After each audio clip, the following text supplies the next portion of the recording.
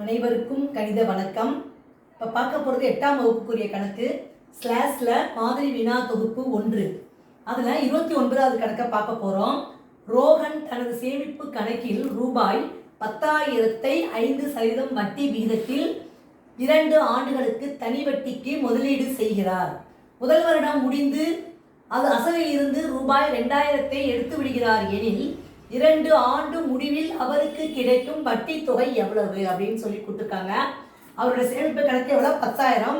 வட்டி விதம் 5%. 2 ஆண்டுகளுக்கு வட்டி விதம் கணக்கிடப்பட சொல்லி கொடுத்துருக்காங்க. இப்போ முதல் வருடத்தில் கிடைக்கும் வட்டி தொகை எவ்வளவுன்னு பார்க்க போறோம். அசல் எவ்வளோ? 10,000. 10,000க்கு 5% எவ்வளோ அப்படிங்கிறது பார்க்க போறோம். இந்த 2 சைபர் இருக்கு, இந்த 2 சைபர் அடிச்சுட்டேன். அப்போ 5 100 இருக்குன்னா 500 ரூபாய்.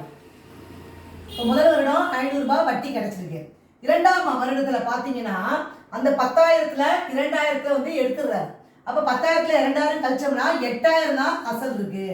இப்போ இந்த 8,000க்கு 5% வட்டி எவ்வளோ அப்படிங்கிறது பார்க்குறோம். பார்த்தீங்கன்னா அந்த 2 சைபருக்கு 2 சைபர் அடிச்சிட்டோம். மிச்சம் 80 × 5 400.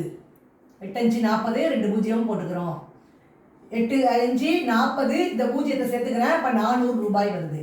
அப்போ 2 ஆண்டில் முடிவில் கிடைக்கும் வட்டி தொகை எவ்வளவு? இப்போ 500 ரூபாய் ஒன்று முதல் வருடம், 2ஆம் வருடம் 400 ரூபாய், ரெண்டையும் சேர்த்தோம்னா 900 ரூபாய் கிடைக்குது.